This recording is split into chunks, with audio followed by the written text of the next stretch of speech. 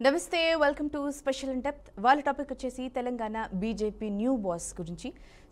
తెలంగాణ కమల దళపతి ఎవరన్న ఉత్కంఠకు ఎట్టకేలకు తెరపడింది.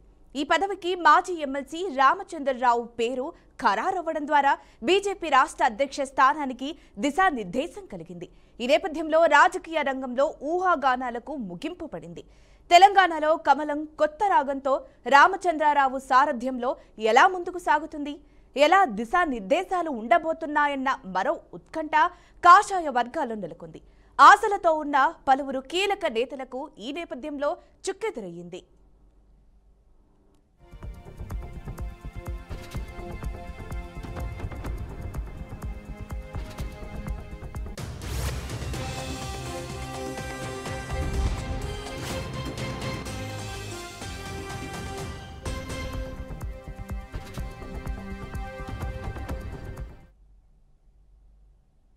రాష్ట్ర అధ్యక్ష పగ్గాలు ఎవరికి అప్పగించాలన్న విషయంపై భాజపా అగ్రనేతలు తీవ్ర కసరత్తు చేశారు. ఎంపీలు ఈటెల రాజేందర్, ధర్మపురి అరవింద్, కె లక్ష్మణ్, మాజీ ఎమ్మెల్సీ రామచంద్రరావు పేర్లు బలంగా వినిపించాయి. ఈ క్రమంలో రామచంద్రరావు పేరును ఖరారు చేశారు. ఆర్ఎస్ఎస్ తో పాటు కొందరు సీనియర్ నేతలు ఆయన పేరును బలంగా ప్రతిపాదించినట్లు తెలిసింది. అధికార కాంగ్రెస్ ను ఎదుర్కోవడం, పార్టీని బలోపేతం చేయడం, స్థానిక సంస్థల ఎన్నికలు తదితర అంశాలను కొత్త అధ్యక్షుని ఎంపికలో పరిగణలోకి తీసుకున్నట్లు సమాచారం. అయితే సౌమ్యుడిగా ఉన్న రామచంద్రరావు కమలాన్ని ఎంతవరకు ముందుకు నడపగలరు అన్న అనుమానాలు కూడా వ్యక్తమవుతున్నాయి. అయితే రామచంద్రరావు వర్గాలు మాత్రం సౌమ్యుడు అయినంత మాత్రాన పని రాదనుకుంటే ఎలా, మున్ముందు చూస్తారుగా, రామచంద్రరావు ఆడించే ఆట అంటూ ధీమా వ్యక్తం చేస్తున్నారు.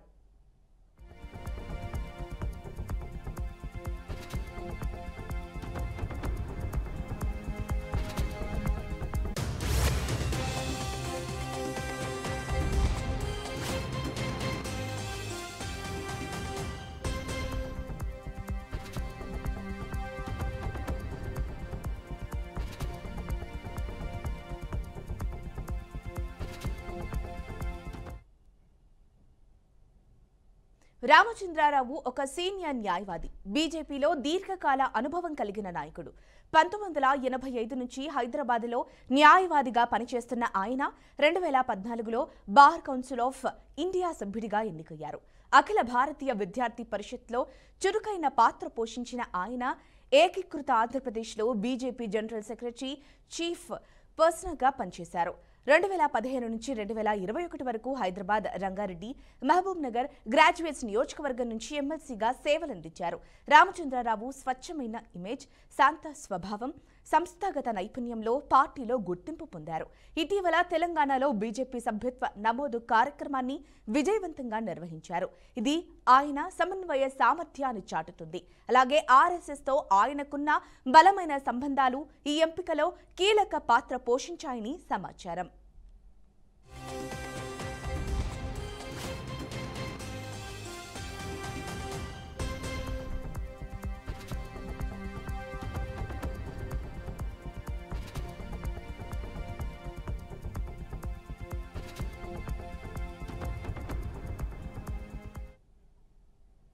రామచంద్రరావు స్వచ్ఛమైన ఇమేజ్, అనుభవం పార్టీలో ఐక్యతను కాపాడడంలో, కార్యకర్తలను సమన్వయం చేయడంలో సహాయపడుతుందని భావిస్తున్నారు. రాబోయే జిల్లా పరిషత్, మండల పరిషత్ ఎన్నికల్లో బీజేపీ బలపడాలంటే రామచంద్రరావు వంటి అనుభవజ్ఞుడైన నాయకుడు అవసరమని పార్టీ భావిస్తున్నట్లు సమాచారం. ప్రస్తుత కాంగ్రెస్ ప్రభుత్వంపై బలమైన విమర్శలు చేయడంలో రామచంద్రరావు నైపుణ్యం బీజేపీకి ఒక ఆస్తిగా ఉంటుందని అధిష్టానం నమ్ముతోంది. ఆర్ఎస్ఎస్ తో ఆయనకున్న సన్నిహిత సంబంధాలు ఈ నిర్ణయంలో కీలకంగా మారినట్లు తెలుస్తోంది. ఇది పార్టీ భావజాల దిశను బలపరుస్తుందన్నారు. రామచంద్రరావు నాయకత్వం బీజేపీని తెలంగాణలో ఒక బలమైన ప్రతిపక్ష శక్తిగా మార్చే అవకాశం ఉంది.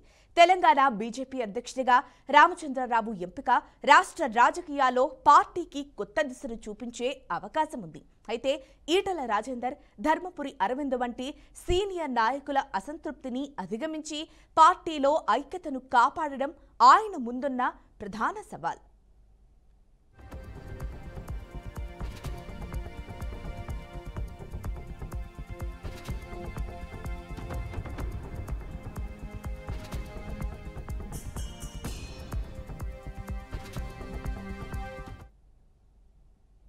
ఇక ఇదే అంశానికి సంబంధించి మనతో పాటు మాట్లాడడానుకున్నారు ప్రముఖ అనలిస్ట్ శేషు గారు. శేషు గారితో మాట్లాడదాం.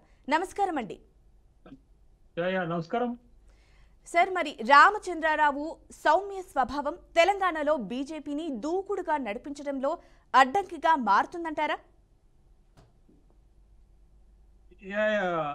తెలుగు రాష్ట్రాలలో భారతీయ జనతా పార్టీ అధ్యక్షుల ఎంపిక ఉత్కంఠకు తెరపడినట్లుగా కనపడుతుంది. ఆంధ్రప్రదేశ్లో మాజీ ఎమ్మెల్సీ మాధవ్కి, తెలంగాణలో మాజీ ఎమ్మెల్సీ ఎన్ రామచంద్రరావుకి అధ్యక్ష బాధ్యతలు అప్పగించడానికి సిద్ధమైనట్లుగా నిర్ణయించినట్లుగా వార్తలు వస్తున్నాయి. నామినేషన్ వేయబోతున్నట్లుగా కూడా తెలుస్తుంది. అయితే ఇక్కడ మనం ఆంధ్రప్రదేశ్ కంటే కూడా తెలంగాణలో పరిస్థితులు భిన్నంగా ప్రత్యేకంగా ఉన్నాయి. ఎందుకంటే ఆంధ్రప్రదేశ్లో బీజేపీకి పెద్దగా బలం లేదు, కానీ తెలంగాణకు వచ్చేసరికి బీజేపీ బలం పుంజుకుంటుంది. గత లోక్సభ ఎన్నికల్లో దరిదాపు 35% ఓట్లతోటి అధికార పార్టీకి సమానంగా లోక్సభ స్థానాలను గెలిచి తన పట్టు పెంచుకున్నది. రాబోయే రోజుల్లో తెలంగాణలో అధికారంలోకి రావడానికి అటు కేంద్ర బీజేపీ, ఇటు రాష్ట్ర బీజేపీ గట్టిగా ప్రయత్నాలు చేస్తున్నటువంటి నేపథ్యంలో రాష్ట్ర అధ్యక్ష పదవి పైన ఉత్కంఠత ఏర్పడింది. ముఖ్యంగా బీసీలకు రాష్ట్ర అధ్యక్ష పదవి ఇస్తారు, ఈటల రాజేందర్ అవుతారు అనేటటువంటి ఊహాగానాల నేపథ్యంలో అనూహ్యమైనటువంటి నిర్ణయం ఎన్ రామచంద్రరావుని రాష్ట్ర శాఖ అధ్యక్ష పదవికి ఎంపిక చేయటం. అయితే ఇక్కడ మనం గమనించాల్సింది ఏంటి అని అంటే, ఈటల రాజేందర్ అయితే ఒక మాస్ లీడరు, ఒక బలమైనటువంటి సామాజిక వర్గానికి చెందినటువంటి వాళ్ళు, పార్టీని బలంగా నడిపించగలుగుతారు. బీసీ ఉద్యమం తెలంగాణ రాష్ట్రంలో వస్తుంది కాబట్టి ఒక అనుకూలత ఉంటుంది అనేటటువంటి ఒక అభిప్రాయాలు వ్యక్తమయ్యాయి. బట్ ఇప్పుడు రాజేందర్ని కాకుండా ఎన్ రామచంద్రరావుని ఎంపిక చేయడంలో ప్రధాన కారణాలు మనం ఊహిస్తున్నవి, మనం అనుకుంటున్నవి ఏంటి అని అంటే, ఒకటి ప్రధానంగా భారతీయ జనతా పార్టీలో ఉన్నటువంటి సీనియర్ నాయకులు ఈటల రాజేందర్ అభ్యర్థిత్వాన్ని వ్యతిరేకించటం, తర్వాత కొత్త వాళ్ళకి కాకుండా పాత వాళ్ళకి ఇవ్వాలనేటటువంటి ఒక నిర్ణయం తీసుకోవటం, తర్వాత రెండోది ఈ ఎంపిక వెనకాల చంద్రబాబు నాయుడు కూడా 2 రాష్ట్రాల్లో భారతీయ జనతా పార్టీ అధ్యక్షుల ఎంపిక వెనకాల చంద్రబాబు నాయుడు ప్రమేయం, జోక్యం ఉన్నదనేటటువంటిది ఒక అభిప్రాయం. అయితే మూడో అభిప్రాయంగా ఏంటి అని అంటే, ఇటీవల కాళేశ్వరం కమిషన్ ముందు, కాళేశ్వరం జ్యుడిషియల్ ఎంక్వైరీ కమిషన్ ముందు ఈటల రాజేందర్ అటెండ్ అయినప్పుడు, హాజరైనప్పుడు ఈటల రాజేందర్ వ్యవహరించినటువంటి తీరు కొంత పార్టీ వైఖరికి భిన్నంగా ఉన్నట్లు అనిపించింది అనేటటువంటి ఒక అపోహ, ఒక అభిప్రాయం వచ్చింది. బట్ ఇవన్నిటి కారణాల చేత రాజేందర్ని కాకుండా పాత కాపైనటువంటి పాత వాళ్ళైనటువంటి ఎన్ రామచంద్రరావు, అటు ఏబీవీపీ నుండి ఆర్ఎస్ఎస్ దగ్గర నుంచి భారతీయ జనతా పార్టీలో అనేక కీలకమైనటువంటి హోదాల్లో పనిచేసినటువంటి రామచంద్రరావు వైపుకి అధిష్టానం మొగ్గు చూపినట్లుగా కనపడుతుంది. అయితే ఇక్కడ మనం గమనించాల్సింది ఏంటంటే, ఇప్పుడు బీసీలకు పదవి ఇవ్వకపోవటం వల్ల, అంటే రాజేందర్కి ఇస్తారు అనేటటువంటి ఊహాగానాలు వచ్చినటువంటి నేపథ్యంలో భారతీయ జనతా పార్టీ బీసీలకు అధ్యక్ష పదవి ఇవ్వకుండా బీసీలకు అన్యాయం చేసింది అనేటటువంటి ఒక ఫోకస్ ఖచ్చితంగా ప్రజల్లోకి, బలహీన వర్గాల్లోకి పోయేటటువంటి అవకాశం ఉంది. ఇది కాంగ్రెస్ కి బీఆర్ఎస్ పార్టీకి ఒక అస్త్రంగా మారేటటువంటి అవకాశం కూడా చాలా స్పష్టంగా కనపడుతుంది. ఇక రాబోయేటటువంటి స్థానిక సంస్థల ఎన్నికలను ఎదుర్కోవాలి, తర్వాత పార్టీని 2028 శాసనసభ ఎన్నికలకు సిద్ధం చేయాలి. బట్ దూకుడుగా వ్యవహరించేటటువంటి వ్యక్తి అయితే బాగుంటుంది అనేటటువంటి అభిప్రాయాలు భారతీయ జనతా పార్టీలో వ్యక్తమయ్యాయి. ఎందుకంటే గతంలో బండి సంజయ్ అదే దూకుడుతోటి భారతీయ జనతా పార్టీకి ఒక ఇమేజ్ని తీసుకొచ్చారు. బట్ రామచంద్రరావుకి క్లీన్ ఇమేజ్ ఉన్నది, తర్వాత మంచి ఇంటలెక్చువల్ అనేటటువంటి ఒక అభిప్రాయం ఉన్నది. కానీ దూకుడుగా వ్యవహరిస్తారు. ఒక మాస్ లీడర్ కాదు. మొత్తం ప్రజల్లో, సామాన్య ప్రజానికానికి ఎన్ రామచంద్రరావు పెద్దగా తెలవదు. హైదరాబాద్ సర్కిల్కు మాత్రమే పరిమితమైనటువంటి ఒక నాయకుడిగా చూసేటటువంటి క్రమంలో ఎంత మేరకు భారతీయ జనతా పార్టీని రాబోయే రోజుల్లో స్థానిక సంస్థల్లో గెలిపించగలుగుతారు, లేకపోతే రాబోయేటటువంటి శాసనసభ ఎన్నికలకు పార్టీని సిద్ధం చేయగలుగుతారు అనేటటువంటి అభిప్రాయాలు వ్యక్తమవుతున్నాయి. అసలు ఈటల రాజేందర్కి అధ్యక్ష పదవి దక్కకుండా పార్టీలో సీనియర్లు అడ్డుపడ్డారు కాబట్టి రాజేందర్కి రాలేదు. కాబట్టి రామచంద్రరావుకి అందరూ మద్దతు ఉంది, పార్టీని సమన్వయంతో ముందుకు నడుపుతారని భావించి ఉండొచ్చు పార్టీ అధిష్టానం. కాబట్టి రామచంద్రరావుకి అవకాశం ఇచ్చారు. బట్ పార్టీ నుంచి వస్తున్నటువంటి ఒక అభిప్రాయం ఏంటంటే, మేము ఆంధ్రప్రదేశ్లో బీసీకి అవకాశం ఇచ్చాము, తెలంగాణలో అగ్రవర్ణాలకు అవకాశం ఇచ్చామంటే పార్టీ బలంగా లేనటువంటి ఆంధ్రప్రదేశ్లో బీసీలకు ఇస్తే ఏంది, ఇవ్వకపోతేంది అనేటటువంటి ఒక ప్రశ్న కూడా వస్తుంది. కాబట్టి బట్ ఈ ఎంపికని ఎట్లా చూడాలి అంటే, పార్టీ లాయలిస్ట్ ఎంపికగా చూడాలి. అంటే కొత్త వాళ్ళకి అవకాశం ఇవ్వకుండా పార్టీలో సుదీర్ఘకాలం పాటు సేవలు అందించినటువంటి వ్యక్తికే అవకాశం ఇచ్చినట్టుగా ఒకటైతే, రెండోది పార్టీలో గ్రూపులకి చెక్ పెట్టాలని అనుకున్నారు. ఒకవేళ ఈటెల రాజేందర్ కనుక అధ్యక్ష పదవి ఇస్తే మరింత గ్రూపులకు తావిస్తుంది, గ్రూప్ తగాదాలకు తావిస్తుందని అధిష్టానం భావించి ఉండొచ్చు. కాబట్టి ఒక పాత కాపుకి లేకపోతే ఎప్పటి నుంచో పార్టీలో పనిచేస్తున్నటువంటి వ్యక్తికి, పార్టీని సమన్వయంతో ముందుకు నడిపించగలిగేటటువంటి వ్యక్తికి, పార్టీలో గ్రూపులు కట్టనటువంటి వ్యక్తికి, పార్టీలో పాత వాళ్ళు సీనియర్లు ఆమోదం మేరకు వాళ్ళ సిఫారసు మేరకే రామచంద్రరావు ఎంపిక జరిగినట్లుగా మనకి చాలా స్పష్టంగా అర్థమవుతుంది. బట్ ఈటెల రాజేందర్ కి పార్టీలో ఉన్నటువంటి సీనియర్లు అడ్డుపడ్డారు, రామచంద్రరావు పేరుని ప్రపోజ్ చేశారన్న ఒక అభిప్రాయాలు వ్యక్తమవుతున్నటువంటి నేపథ్యంలో పార్టీని ఎంతవరకు నడపగలుగుతాడు, పార్టీని మళ్ళా జోష్ నింపగలుగుతారా, రామచంద్రరావుకు ఉన్నటువంటి ఇమేజ్ ఎంతవరకు పార్టీకి దోహదపడుతుంది, సహాయపడుతుంది అనేది ఒక ప్రశ్నగా ఉంది. ఖచ్చితంగా తెలంగాణ లాంటి ఒక డైనమిక్ స్టేట్ లో రామచంద్రరావు గారు ఎంతవరకు షూట్ అవుతారనేది మనం ఆలోచించాల్సినటువంటి విషయమే. కాకపోతే రామచంద్రరావు గారు పార్టీని సమన్వయంతో ముందుకు తీసుకుపోగలుగుతారు అనేది నమ్మొచ్చు మనం. కానీ దూకుడుగా వ్యవహరించి పార్టీని మరింత ఇమేజ్ తీసుకొస్తారనేది కొంత అనుమానాలు వ్యక్తమవుతున్నటువంటి నేపథ్యంలో అది ఒక అంశం అయితే, రెండోది ఈటెల రాజేందర్ వ్యవహారం ఏంటి, ఈటెల రాజేందర్ ఎలా స్పందించబోతున్నారు అనేది చాలా కీలకమైనటువంటి విషయం. ఎందుకంటే గత 18 నెలలుగా ఈటెల రాజేందర్ భారతీయ జనతా పార్టీ తెలంగాణ రాష్ట్ర అధ్యక్ష పదవి చేపట్టబోతున్నారు, అతన్నే ఎంపిక చేస్తారు. ఒక బలమైనటువంటి బీసీ సామాజిక వర్గానికి చెందినటువంటి వ్యక్తి, ఉద్యమకారుడు, తెలంగాణ ఉద్యమంలో క్రియాశీలకంగా పాల్గొన్నారు. తర్వాత రాష్ట్ర వ్యాప్తంగా ఇమేజ్ ఉన్నటువంటి వ్యక్తి, తర్వాత మంత్రిగా పనిచేసినటువంటి వ్యక్తి, ఎల్పీ లీడర్ గా పనిచేసినటువంటి వ్యక్తి. తనను కాదని రామచంద్రరావు ఎంపిక ఎంత మేరకు పార్టీకి దోహదపడుతుంది, ఎంత మేరకు బలం చేకూరుస్తుంది అనేది. ఇప్పుడు రాజేందర్ వైఖరి ఎలా ఉండబోతుంది, రాజేందర్ ని ఎలా అకామిడేట్ చేయబోతుంది పార్టీ. ఇప్పుడు పార్టీకి ఎంత కాదన్నా బీసీలకు ద్రోహం చేసింది, బీసీలకు అవకాశం ఇవ్వలేదని ఒక బలమైనటువంటి విమర్శని భారతీయ జనతా పార్టీ మోయాల్సి ఉంటుంది. ఎందుకంటే తెలంగాణలో ఉన్నటువంటి 2 జాతీయ పార్టీల్లో కాంగ్రెస్ పార్టీ ఇప్పటికే తన పార్టీ అధ్యక్ష పదవి బీసీలకు కేటాయించింది, కానీ భారతీయ జనతా పార్టీ కేటాయించలేనటువంటి సందర్భంలో మళ్ళీ ఇంకొక అపద్రం ఏమొస్తుందంటే, Bharatiya Janata party LP leader అగ్రవర్ణాలకు సంబంధించిన వాళ్ళే, భారతీయ జనతా పార్టీ నుంచి కేంద్ర కేబినెట్ లో పనిచేస్తుంది అగ్రవర్ణాలే, భారతీయ జనతా పార్టీ రాష్ట్ర అధ్యక్ష పదవి కూడా అగ్రవర్ణాలకి ఇవ్వటం వల్ల బట్ ఏం సంకేతం పోతుంది అనేది ఒక ప్రశ్నను మనం ఎత్తుకోవాలి. ఎందుకంటే తెలంగాణలో ఒక బీసీ ఉద్యమానికి ఇప్పుడు పెద్ద ఎత్తున అనుకూలత ఉన్నది, బీసీ ఉద్యమం వైపుకు వెళ్తుంది. తర్వాత భారతీయ జనతా పార్టీ గతంలో ఎన్నికలు జరుగుతున్నటువంటి సందర్భంలో బీసీని ముఖ్యమంత్రిగా చేస్తామన్నారు. అంటే ఆ రాష్ట్ర అధ్యక్ష పదవి ఇయ్యలేనటువంటి వాళ్ళు ముఖ్యమంత్రిని చేస్తారంటే ఎట్లా నమ్మాలా అనేటటువంటి ఒక ప్రశ్నకు భారతీయ జనతా పార్టీ ఏం సమాధానం చెప్తుంది. కాబట్టి ఈటెల రాజేందర్ విషయంలో పార్టీ తీసుకునేటటువంటి వైఖరి పైనే ఆ పార్టీ భవిష్యత్తు ఆధారపడి ఉంటుంది, ఆ పార్టీకి బలహీన వర్గాల మద్దతు కూడా ఆధారపడి ఉంటుంది. ఒకవేళ ఈటెల రాజేందర్కి ఇప్పుడు అధ్యక్ష పదవిని కేటాయించలేనటువంటి సందర్భంలో రేపు కేంద్ర కేబినెట్ లోకి తీసుకోవాల్సినటువంటి అవసరం ఉంటుంది. ఒకవేళ అట్లా తీసుకోలేకపోయారు అనుకోండి, ఖచ్చితంగా బీసీలకు అన్యాయం చేసింది భారతీయ జనతా పార్టీ అనేటటువంటి విమర్శని ఖచ్చితంగా ఎదుర్కోవాల్సినటువంటి సందర్భం వస్తుంది. బట్ అంతకంటే కూడా మీకు సౌత్ ఇండియాలో కర్ణాటకలోను, తర్వాత అటు తమిళనాడులోను, ఇటు తెలంగాణలో భారతీయ జనతా పార్టీ అధికారంలోకి రావాలని గట్టి ప్రయత్నాలు చేస్తున్నటువంటి నేపథ్యంలో మీరు 2028 ఎన్నికల్లో ఈ టీం తోటి లేకపోతే ఈ ప్రయత్నాలతోటి రామచంద్రరావు గారు పార్టీని గెలిపించేటటువంటి అంత శక్తి సామర్థ్యాలు ఉన్నాయా, అంత అగ్రెసివ్ గా పార్టీని ముందుకు నడిపించగలరా అనేటటువంటి సందేహాలే. బట్ ఆర్ఎస్ఎస్ బ్యాక్గ్రౌండ్ ఉండొచ్చు, ఏబీవీపీలో పనిచేసి ఉండొచ్చు, తర్వాత పార్టీలో అనేక హోదాల్లో పనిచేసి ఉండొచ్చు, తర్వాత ఎమ్మెల్సీగా పనిచేసి ఉండొచ్చు, అట్లా గ్రాడ్యుయేట్స్ ఎమ్మెల్సీగా ఎన్నికై ఉండొచ్చు. అది కేవలం కొన్ని ప్రత్యేకమైనటువంటి పరిస్థితుల్లో జరిగినటువంటి అంశాలుగానే చూడాలి. హైదరాబాద్కు మాత్రమే పరిమితమైనటువంటి నాయకుడు, తర్వాత సామాన్య ప్రజానికానికి తెలవనటువంటి నాయకుడు. బట్ ఈ నాయకుడి తోటి ఎంత మేరకు పోగలుగుతారు అది బహుశా పార్టీ భావించింది ఏంటంటే, పార్టీలో గ్రూపులు ఉన్నాయి, బట్ ఆ గ్రూపులను అన్నిటినీ సమన్వయం చేసుకొని పార్టీని ముందుకు నడిపించేటటువంటి నేత కావాలని బహుశా రామచంద్రరావు గారికి అవకాశం ఇచ్చినట్టుగా కనపడుతుంది. బట్ ఏదైనా కానీ భారతీయ జనతా పార్టీ ఒక విమర్శ ప్రధానంగా ఎదుర్కోవాల్సి ఉంటుంది. బీసీలకు అవకాశం లేదు, బీసీలను మోసం చేసింది, అగ్రవర్ణాలకు అవకాశం ఇచ్చింది, రాజేందర్ లాంటి వాళ్ళకి అన్యాయం చేసింది అనేటటువంటి ఒక ఫోకస్ అయితే ఖచ్చితంగా ప్రజల్లోకి పోతుంది, సామాన్య కార్యకర్తల్లోకి పోతుంది.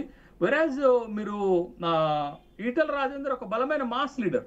ఎందుకంటున్నానంటే నేను 2023 శాసనసభ ఎన్నికల్లో అప్పుడు ముఖ్యమంత్రి కేసీఆర్ పైన పోటీ చేసిన భారతీయ జనతా పార్టీకి 3,000 ఓట్లు రాని గజ్వేల్ లాంటి నియోజకవర్గంలో కూడా 60,000 ఓట్లు సాధించగలిగారు.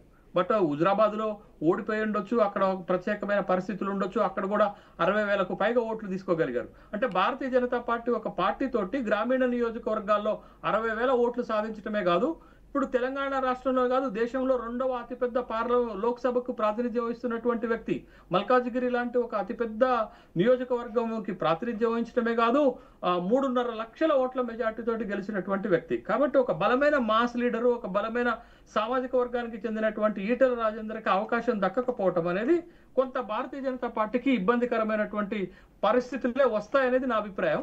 బట్ చూద్దాం ఎంతవరకు రాజేందర్ గారికి కేంద్ర కేబినెట్ లో అవకాశం కల్పిస్తారా, లేకపోతే బలహీన వర్గాలను మచ్చిక చేసుకునేటటువంటి క్రమంలో మరింత అవకాశాలు కల్పిస్తారనేది చూడాలి. బట్ ఈ ఎంపిక అయితే ఖచ్చితంగా భారతీయ జనతా పార్టీని ఒక ఆత్మరక్షణలోకి నెడుతుంది. ఎందుకనంటే ఇప్పటి వరకు బీసీలకు అవకాశం ఇస్తారు, బీసీ ముఖ్యమంత్రి కాకపోయినా బీసీలకు రాష్ట్ర అధ్యక్ష పదవి ఇస్తారు, రాజేందర్కి అవకాశం ఇస్తారు అనేటటువంటి ఒక ఊహాగానాలు కింది స్థాయికి వెళ్ళినటువంటి నేపథ్యంలో దానికి భిన్నంగా ఒక అనూహ్యమైనటువంటి నిర్ణయం దట్టు అగ్రవర్ణాలకు ఇవ్వటం అనేది కొంత భారతీయ జనతా పార్టీకి ఇబ్బందికరమైనటువంటి పరిస్థితులు వస్తాయి. బట్ వాళ్ళు చూసినటువంటి కోణం పార్టీకి లాయలిస్టు, పార్టీకి ఎప్పటి నుంచో సేవలు చేస్తున్నటువంటి వాళ్ళు, పార్టీలో సంవత్సరాల తరబడి ఉన్నటువంటి వాళ్ళు, పార్టీని సమన్వయంతో ముందుకు నడిపించగలుగుతున్నటువంటి వాళ్ళు అనేటటువంటి కోణంలో ఆలోచన చేసి ఉంటారు. కానీ భారతీయ జనతా పార్టీలో ఇప్పుడున్నటువంటి ఈ వర్గాలను సమన్వయం చేసుకొని ముందుకు వెళ్ళి పార్టీని గెలిపించడం అంత తేలికైనటువంటి విషయం కూడా కాదు అనే విషయాన్ని గమనించాలి. ముఖ్యంగా భారతీయ జనతా పార్టీలో ఉన్నటువంటి అగ్రవర్ణాలు, భారతీయ జనతా పార్టీలో మొదటి నుంచి ఉన్నటువంటి వాళ్ళు రాజేందర్ అవకాశాలని దెబ్బతీశారు, రాజేందర్ని రాష్ట్ర అధ్యక్ష పదవి కాకుండా చేశారు అనేటటువంటి ఒక అబద్ధం అయితే భారతీయ జనతా పార్టీ మొయ్యాల్సిందే. ఆ విధమైనటువంటి విమర్శలకు భారతీయ జనతా పార్టీ దగ్గర ఏ సమాధానం ఉంటుందో మనం వేచి చూడాల్సినటువంటి అంశమే. రైట్, మీరు అన్నట్టుగా మరి రాష్ట్ర అధ్యక్షుడిగా ఎన్నికైనప్పుడు రామచంద్రరావు సమన్వయకర్త సౌమ్యుడిగా పేరైతే ఉంది. మరి సో ఆయన సమన్వయ నైపుణ్యం పార్టీ ఐక్యతను బలపరుస్తుంది అంటారా? అదే పార్టీలో బలమైనటువంటి గ్రూపులు ఉన్నాయి, వాళ్ళు ఒప్పుకోరు. కానీ భారతీయ జనతా పార్టీకి సంబంధించినటువంటి నాయకులు ఒప్పుకోరు. కానీ భారతీయ జనతా పార్టీలో ఒక స్పష్టమైనటువంటి డివిజన్స్ చాలా చాలా క్లియర్ గా కనపడుతున్నాయి. బయటికి చెప్పకపోయినా ఒక క్రమశిక్షణ కలిగినటువంటి పార్టీ అని చెప్పుకుంటున్నప్పటికీ కూడా ఇటీవల మనం చూస్తున్నటువంటి పరిణామాలు, ముఖ్యంగా తెలంగాణ రాష్ట్రంలో చూస్తున్నటువంటి పరిణామాలను అయితే భారతీయ జనతా పార్టీలో అనేక రకాలైనటువంటి గ్రూపులు కొత్తగా వెలిసినటువంటి సందర్భం. బట్ ఆ గ్రూపులను సమన్వయం చేసుకుంటూ ముందుకు వెళ్ళి పార్టీని గెలిపించేటటువంటి బాధ్యతను రామచంద్రరావుకి అప్పచెప్పారు. బట్ ఆ బాధ్యతల్లో రామచంద్రరావు గారు ఎంతవరకు సక్సెస్ అవుతారనేది వేచి చూడాల్సిందే. బట్ రామచంద్రరావు గారికి ఒక పేరుంది, సౌమ్యుడిగా పేరు ఉన్నది, మంచి విద్యార్హతలు, మంచి చదువుకున్నటువంటి వ్యక్తిగా పేరున్నటువంటి వ్యక్తి అయినప్పటికీ కూడా బట్ అగ్రెసివ్ గా పార్టీని నడిపించగలుగుతారా అనేది ఒక సందేహాలు ఉన్నాయి. ఇప్పుడు మనం కంపారిజన్ ఎక్కడొస్తుంది, గత అధ్యక్షుల విషయంలో కంపారిజన్ వస్తుంది, ఒక బలమైన అధ్యక్షుడు రాలేదనేటటువంటి ఒక అభిప్రాయం వస్తుంది. బండి సంజయ్తో పోల్చినప్పుడు, లేకపోతే ఈటెల రాజేందర్తో పోల్చినప్పుడు రామచంద్రరావు గారు ఆ స్థాయికి తూగే నాయకుడా, ఆ స్థాయిలో పార్టీని నడిపించగలిగిన నాయకుడా, ఆ స్థాయిలో పార్టీని గెలిపించగలుగుతారా అనేటటువంటి ఒక విషయం వస్తుంది. మీకు ఇంకొక విషయం కూడా చెప్తానండి. మునుగోడు శాసనసభ ఉప ఎన్నిక జరుగుతున్నప్పుడు, ఏది 2022లో మునుగోడు శాసనసభ ఉప ఎన్నిక జరుగుతున్నప్పుడు అక్కడ రాజగోపాల్ రెడ్డి కాంగ్రెస్ పార్టీలోకి వచ్చి మునుగోడులో రాజగోపాల్ రెడ్డి పోటీ చేసినప్పుడు అక్కడ జరిగినటువంటి పరిణామాలు మనం చూసాం కదా. అక్కడ ఈటెల రాజేందర్ చాలా అగ్రెసివ్ గా పనిచేశారు.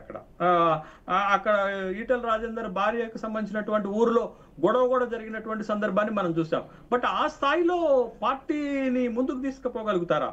మనం బండి సంజయ్ విషయంలో చూసాం, ఎంత పార్టీని అగ్రెసివ్ గా నడిపి పార్టీకి ఒక షేప్ ఇచ్చారు తెలంగాణ రాష్ట్రంలో అనే విషయాన్ని మనకు తెలుసు. కాబట్టి ఇక్కడ మనకు వస్తున్నటువంటి ఫీడ్బ్యాక్స్ ప్రజల నుండి, సాధారణ ప్రజల నుండి వస్తున్న అభిప్రాయం ఏంటంటే ఈటెల రాజేందర్కి అన్యాయం చేశారు, బీసీలను ఎన్నిక చేయలేదు, బీసీలకు అన్యాయం జరిగింది, ఈటెల రాజేందర్ లాంటి ఒక బలమైన నాయకుడు ఉంటే భారతీయ జనతా పార్టీ అధికారంలోకి వచ్చేదే. ఈ అంశాలు చాలా ప్రాముఖ్యమైనటువంటి అంశాలుగా వచ్చి రామచంద్రరావు గారి మెరిట్స్, రామచంద్రరావు గారికి ఉన్నటువంటి అడ్వాంటేజెస్ అన్ని మరుగున పడిపోతున్నాయి. కాబట్టి రామచంద్రరావు గారు అనేసరికి కొంత వాళ్ళతో పోల్చినప్పుడు, అటు బండి సంజయ్తో పోల్చినప్పటికైనా, ఇటు ఈటెల రాజేందర్తో పోల్చినప్పటికైనా ఒక తక్కువ కనపడేటటువంటి అంశం ఉంది. కాబట్టి బట్ ఎంత మేరకు రామచంద్రరావు గారు పార్టీని సమన్వయంతో ముందుకు నడిపించి భారతీయ జనతా పార్టీ వ్యక్తుల మీద ఆధారపడేటటువంటి పార్టీ కాదు. భారతీయ జనతా పార్టీకి కేంద్ర నాయకత్వం ఉంటుంది, భారతీయ జనతా పార్టీ ఒక ఐడియాలజీ ఉంటుంది, ఆ ఐడియాలజీతో పోయేటటువంటి పార్టీ. కాబట్టి ఐడియాలజీని నమ్మినటువంటి వాళ్ళే పార్టీ పక్షాన ఉంటారని నమ్ముతారు కాబట్టి అధ్యక్షుడిని ఎవరు పెట్టినా అభ్యంతరం లేదు, బట్ వాళ్ళు పార్టీని సమన్వయంతో నడిపితే పర్వాలేదు అనుకుంటారు. కానీ ఇదే సూత్రాన్ని కనుక మనం అప్లై చేస్తే కోవా లక్ష్మణ్ కూడా పార్టీలో వివాదరహితుడే కదా. కోవా లక్ష్మణ్ కూడా బాగా చదువుకున్న విద్యార్థులు ఉన్నటువంటి వ్యక్తే కదా. కోవా లక్ష్మణ్ పార్టీ అధ్యక్ష బాధ్యతలు ఉన్నప్పుడు పార్టీ ఏ స్థాయిలో ఉంది, బండి సంజయ్ అధ్యక్ష బాధ్యతలు వచ్చిన తర్వాత ఏ స్థాయిలోకి ఉంటుంది, బట్ ఈటెల రాజేందర్ అధ్యక్షుడు అయితే ఏ స్థాయిలోకి వెళ్తుందని ఊహాగానాలు ఉన్నటువంటి నేపథ్యంలో బట్ ఆ స్థాయిలో ఉంటుందా? మరి కోవా లక్ష్మణ్ వ్యవహరించినటువంటి స్థాయిలోనే రామచంద్రరావు గారు కూడా వ్యవహరిస్తే భారతీయ జనతా పార్టీకి గతంలో ఉన్న ఊపు వస్తుందా అనేది మనం చూడాల్సినటువంటి అంశంగానే ఉంది. బట్ భారతీయ జనతా పార్టీ ఇప్పుడు ఖచ్చితంగా కార్నర్ అయ్యేది ఒక్క విషయంలో అవుతుందండి. ఆ కార్నర్ అయ్యే విషయం ఏంటంటే బీసీలకు అవకాశం ఇవ్వలేదు, బీసీలకు అన్యాయం చేశారు, బీసీలకు రాష్ట్ర అధ్యక్ష పదవి ఇవ్వలేనటువంటి వాళ్ళు ముఖ్యమంత్రి పదవి ఇస్తారా, రాజేందర్కి అన్యాయం చేశారు. బట్ ఇవన్నిటిలో భారతీయ జనతా పార్టీకి తీవ్రమైనటువంటి నష్టం జరుగుతుంది. మళ్ళీ ఇంకొకటి ఏంటంటే ఇంకొక పక్కన రాష్ట్ర అధికారంలో ఉన్న కాంగ్రెస్ పార్టీ తన రాష్ట్ర అధ్యక్ష పదవి బీసీలకు ఇచ్చింది. బట్ ఆ క్రమంలో అయితే మేము భవిష్యత్తులో ముఖ్యమంత్రి వేరు, రాష్ట్ర అధ్యక్ష పదవి వేరు అని భారతీయ జనతా పార్టీ చెప్పొచ్చు. తర్వాత మేము అనేక రాష్ట్రాల్లో బీసీలకు అవకాశం ఇచ్చామని భారతీయ జనతా పార్టీ చెప్పొచ్చు. వెరాజ్ తెలంగాణలో ఉన్నటువంటి ప్రత్యేక పరిస్థితుల దృష్ట్యా తెలంగాణలో భారతీయ జనతా పార్టీకి బీసీకి అవకాశం ఇస్తారని బాగా ఊహించినటువంటి నేపథ్యంలో, అది కింది స్థాయి ప్రజలకు వెళ్ళినటువంటి నేపథ్యంలో బట్ భారతీయ జనతా పార్టీ తీసుకున్నటువంటి ఈ నిర్ణయం ఎంతవరకు డైజెస్ట్ అవుతుంది, ఎంతవరకు పబ్లిక్ రిసీవ్ చేసుకోగలుగుతుంది? బట్ పార్టీ రిసీవ్ చేసుకోవచ్చు, no doubt at all. BJP receive చేసుకోవచ్చు. కానీ what about the common people, what about the backward caste people, what about the BCs, what about the other downtrodden people, వాళ్ళు ఇంత అంశాన్ని receive చేసుకుంటారా? అంత open మైండ్తో ఎందుకు ఉండాలి భారతీయ జనతా పార్టీ వ్యవహారంలో? కాబట్టి భారతీయ జనతా పార్టీ ముందు నుంచి ప్రొజెక్ట్ చేసినట్టుగా, ప్రమోట్ చేసినట్టుగా బీసీకి అవకాశం ఇచ్చుంటే మరింత బలం చేకూరేదే. కానీ వాళ్ళు అనూహ్యంగా అగ్రవర్ణాలకు ఇచ్చేటటువంటి నిర్ణయంతో ఎంతైనా ఆ పార్టీ కొంత కార్నర్ అవుతుంది. ఖచ్చితంగా కొంత సమాధానం చెప్పుకోవాల్సినటువంటి అవసరం ఉంటుంది. ఖచ్చితంగా రాజేందర్కి అన్యాయం జరిగింది అనేటటువంటి ఒక అంశంతో పాటు బీసీలకు అన్యాయం జరిగింది అనేది గట్టిగా ఎస్టాబ్లిష్మెంట్ అవుతుంది. మీకు ఇతర పక్షాలు కూడా దాన్ని వాడుకొని ప్రజల్లోకి తీసుకుపోయేటటువంటి అవకాశం ఉంటుంది. బట్ రామచంద్రరావు గారు స్టెప్స్ ఎలా ఉంటాయి, రామచంద్రరావు గారు పార్టీని ఎంత మేరకు బలోపేతం చేస్తారనేది వేచి చూడాల్సినటువంటి అంశమే కదా. రైట్, మీరన్నట్టుగా రామచంద్రరావు ఎన్నిక తర్వాత మీరన్నట్టుగా ఈటెల రాజేందర్ గాని అలాగే ధర్మపురి అరవింద్ వంటి సీనియర్ నాయకుల ఆకాంక్షలు నెరవేరకపోవడం వల్ల బీజేపీలో అంతర్గత అసంతృప్తి తలెత్తే అవకాశం ఉంది అని కూడా అంటున్నారు. మరి రామచంద్రరావు దీనిని ఎలా సమన్వయం చేస్తారు? అంతర్గతంగా అసంతృప్తి ఉంటుంది కొంత పార్టీ శ్రేణుల్లో, ముఖ్యంగా కింది స్థాయి సెకండ్ గ్రేడ్ క్యాడర్ లో అసంతృప్తి ఉంటుంది. ఒక బలమైనటువంటి నేతను అధ్యక్ష పదవి పెడుతుంటే బాగుండేది అనేది. గతంలో కూడా బండి సంజయ్ని అధ్యక్ష పదవి నుంచి తీసినప్పుడు కొంత పార్టీలో అసంతృప్తి వచ్చింది, ఎందుకంటే పార్టీని బలంగా ముందుకు తీసుకుపోయారనేటటువంటి ఒక అభిప్రాయం ఉంది కాబట్టి. బట్ చాలా మంది కింది స్థాయి కార్యకర్తలకు ఎలా ఉంటుందంటే అగ్రెసివ్ గా పార్టీని ముందుకు తీసుకుపోగలిగినటువంటి నాయకుడు ఉంటే బాగుంటుంది అనేది ఉంటుంది. బట్ పై స్థాయిలో ఉన్నటువంటి నాయకత్వానికి ఏముంటుంది అంటే, అధిష్టానానికి ఏముంటుందంటే పార్టీని మొత్తాన్ని సమన్వయంతో నడిపి ముందుకు తీసుకుపోగలిగినటువంటి వ్యక్తి అయితే బాగుంటుందని వాళ్ళు ఆలోచన చేస్తారు. ముఖ్యంగా ఈ భారతీయ జనతా పార్టీ అధ్యక్ష ఎంపిక విషయంలో జరిగినటువంటి అంశాలు చాలా మేజర్ అంశాలు ఏంటంటే, రాజేందర్ని అధ్యక్ష పదవి కాకుండా ఆ పార్టీలో ఉన్నటువంటి అగ్రవర్ణాలు అడ్డుపడ్డాయి, ఆ పార్టీలో గతం నుంచి పనిచేస్తున్నటువంటి నాయకులు అడ్డుపడ్డారు అనేది ఒక బలంగా ఎస్టాబ్లిష్మెంట్ అయ్యేటటువంటి అంశం. బట్ దాంతో రాజేందర్కి ఒక సింపతి వస్తుంది, రాజేందర్కి అన్యాయం జరిగినట్టు వస్తుంది. At the same time party మీద అపనమ్మకం పెరుగుతుంది, పార్టీ మీద కొంత అసంతృప్తి పెరుగుతుంది. ఎందుకు బీసీలకు అవకాశం ఇవ్వలేకపోయారు అనేటటువంటి ఒక అసంతృప్తి పెరుగుతుంది. రెండోది ఏంటంటే, మీకు ఎంత కాదనుకున్న చంద్రబాబు నాయుడు అక్కడ మాధవ్ని ఎంపికలోను ఇక్కడ రామచంద్రరావు ఎంపికలో కీలకమైనటువంటి పాత్ర పోషించారు. చంద్రబాబు నాయుడు అభిష్టం మేరకు కూడా రామచంద్రరావు గారిని ఎంపిక చేశారు అనేది. అయితే భారతీయ జనతా పార్టీ ఏం చెప్తుందంటే వివాదరహితుడు, పార్టీని సమర్థవంతంగా సమన్వయంతో ముందుకు తీసుకుపోగలుగుతాడు, పార్టీలో మొదటి నుంచి పనిచేస్తున్నాడు, అనేక కీలకమైన పదవుల్లో కింది స్థాయి నుంచి పనిచేశాడు, కాబట్టి రామచంద్రరావు ఎంపిక అనేది ఒక సహేతుకమైనటువంటి ఎంపిక అని పార్టీ చెప్తుంది. బట్ అది క్షేత్రస్థాయిలోకి పోతుందా, క్షేత్రస్థాయిలో అభిప్రాయం ఉందా? లేదు కదా. లేనప్పుడు పార్టీకి ఈ ఎంపిక ఎట్లా బలం అవుతుంది అనేది ఇక్కడ వస్తున్నటువంటి ప్రశ్న. ఇది ఒక అనూహ్యమైన ఎంపిక. రామచంద్రరావు పేరు అధ్యక్ష పదవి జాబితాలో ఉన్నప్పటికీ కూడా బట్ బలమైనటువంటి పోటీదారుడుగా లేడు. అది అరవింద లేకపోతే మళ్ళా బండి సంజయన లేకపోతే ఈటల రాజేందర్ అనేటటువంటి క్రమంలో అక్కడే వచ్చింది. మొదటి నుంచి బీజేపీ రాష్ట్ర అధ్యక్ష పదవి అనంగలోనే but priority has given to the BCs. బీసీకి ఇస్తారు అనేది ఒక ప్రొజెక్షన్, ఒక ప్రమోషన్ పోయిన తర్వాత ఈ విధమైన ఎంపిక కొంత డైజెషన్ ఉండదు, డైజెస్ట్ అవ్వదు. బట్ అది పార్టీ పైన నెగిటివ్ ప్రభావం పడుతుంది, ఖచ్చితంగా పడే అవకాశం ఉంటుంది. రైట్ శేషు గారు, thank you so much for the analysis. And ఇక మీరు చూడొచ్చు, మరి రామచంద్రరావు ఎన్నిక తర్వాత పార్టీలో సీనియర్ నాయకులు అసంతృప్తిగా ఉండడం కూడా జరిగింది. దానిపై శేషు గారు అనాలిసిస్ కూడా చేయడం జరిగింది. మరి చూద్దాం, రామచంద్రరావు ఏదైతే అధికారం దక్కిందో ఆయన ఆ అధికారాన్ని సద్వినియోగం చేసుకొని పార్టీలో ఐక్యతను పెంచుతూ ముందుకు వెళ్తారా లేదా అనేది వేచి చూడాలి. ఇది ఇవాల్టి స్పెషల్ ఇన్ డెప్త్. అప్పటి వరకు చూస్తూనే ఉండండి బీఆర్కే న్యూస్ తెలుగు సత్తా.